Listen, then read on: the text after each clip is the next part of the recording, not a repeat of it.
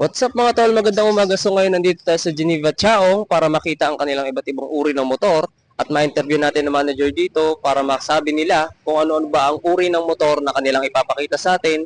At halina mga tol at ating tingnan ang kanilang garage para makita ang kanilang iba't ibang motor. Tara mga tol.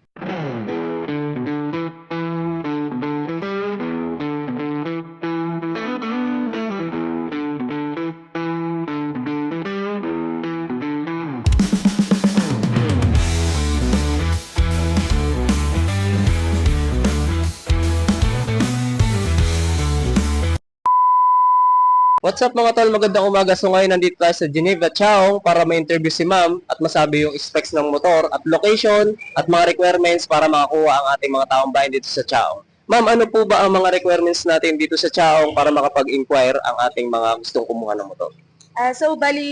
Geneva partner, ang requirements po namin dito sa aming opisina, kapag nakukuha po kayo ng requirements, ng motorsiklo, bali two valid IDs, proof of income, and then ang proof of income which is payslip or kung halimbawa kayo ay negosyo, may negosyo, barangay business permit, okay na po yun. Then co-maker. Ang co-maker po namin, pwede po ang asawa or any relatives po. Yun po yung aming priority as co-maker po.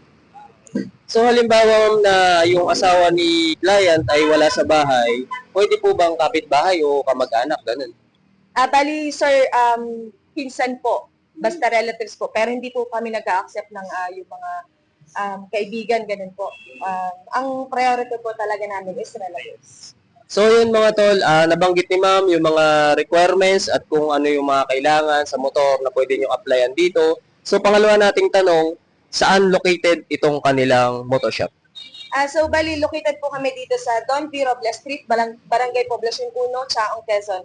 Malapit po ito sa Bangko Kabayan or Bantayan in front of M. Luwilier. So, madali lang pong mahanap. Ayan. So, kung dito kayo maggagawi mga tol, papuntang Chaong, papuntang Lipa, nandito lang sila sa tapat ng M. Luwilier, papuntang bayan ng Chaong.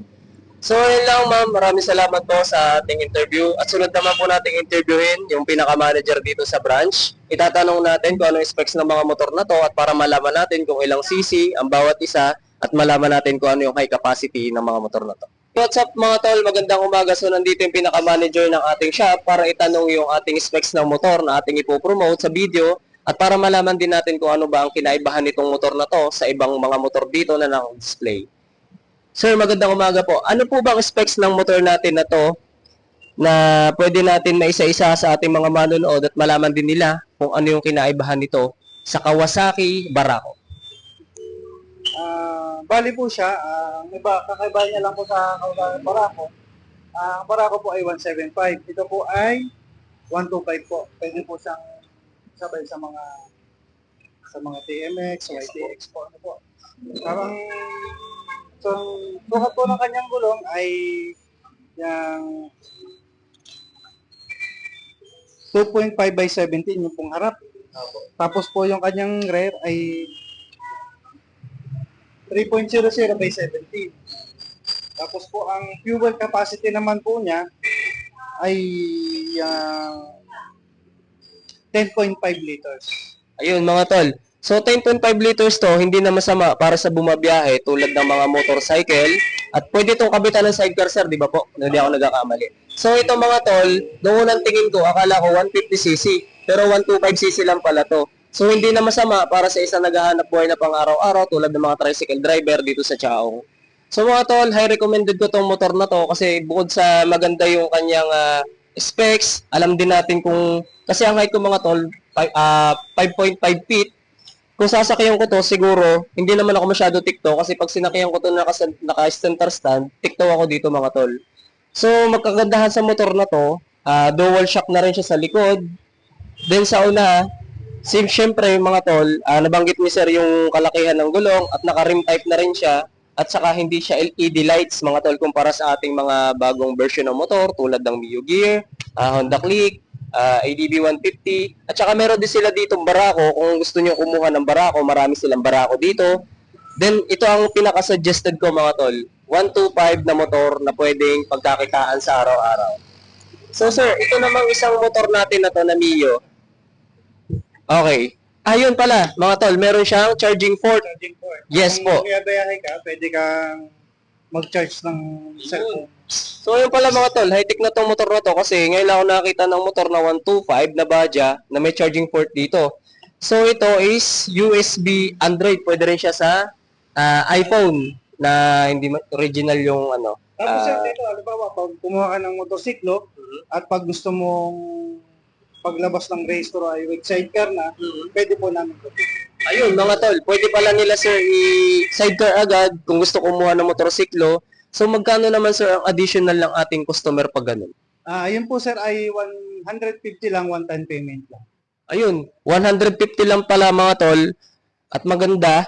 Meron na siyang charging port dito. Kung sakaling gusto nyo bumiyahe at medyo nalulubat yung cellphone nyo, bumili lang kayo ng lagayan ng cellphone dito, din saksak nyo dito, solve na ang inyong lobat na cellphone mga tol. So lipat naman tayo dito sir.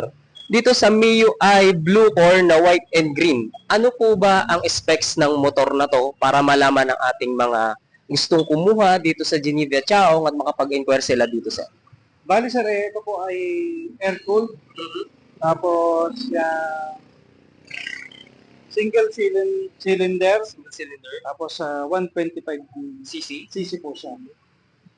Then sir, tanong ko lang po, ano po ba ang sukat dito sa gulong sa unahan at sa hulihan?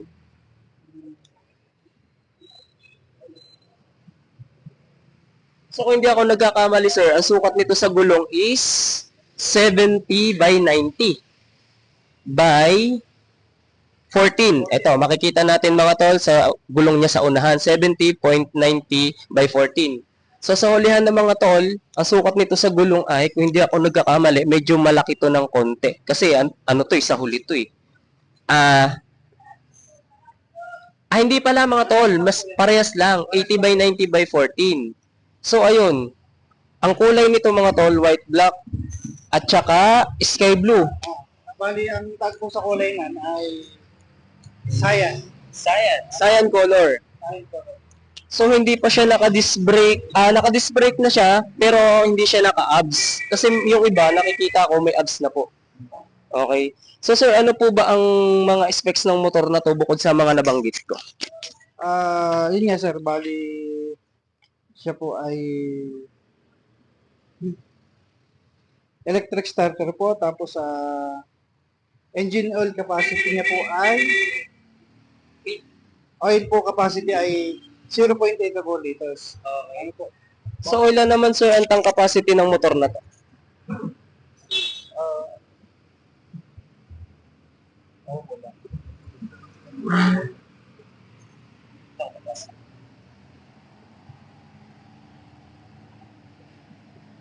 Siguro kung hindi ako nagkakamali mga tol, ito ay 4 liters o 4.5 liters. So sir, magkano naman po ang down payment nito? Ang down payment niya po is 5,000. Tapos po ang monthly niya ay 3,956 less 300. Yung 3,956 po na yon, yes po, sa 3 years po yun. Then ito pong motor na to is 3 years registered sa LTO. Okay, parehas lang po sila. Okay. So yun mga tol, kagandahan sa mga bago motor ngayon, 3 years na silang rehistrado sa LTO, hindi katulad sa, yung motor ko kasi mga tol, Mio Gear 125, yan ay model 2022. Siya ay hindi nakaabot sa 3 years registered, so 1 year lang rehistro sa LTO. At yun lang sir, maraming salamat po. At yun mga tol, nabanggit ko dito lang sa Geneva Chaong, kung gusto nyo mag-inquire, lumapit lang kayo at hanapin nyo si sir, siya po ang pinaka-manager dito. At kung gusto nyo po makakita na iba't ibang uri ng motor, marami po sila dito tulad ng Yamaha Mio Gear, Baja, at yes po. Din po kami ng online application. Ayun mga tol. Lang po sa Facebook account namin, Geneva Chao. Ayun. Mamaya po, pagka-edit ko ng video, ilalagay ko po sa comment description yung pinaka-link ng kanilang shop para doon po kayo mag-inquire. At tumatanggap din po sila ng online application mga tol. Yun lang po at maraming salamat sir sa pag-imbita para makita natin yung ibang specs ng motor at maraming salamat po.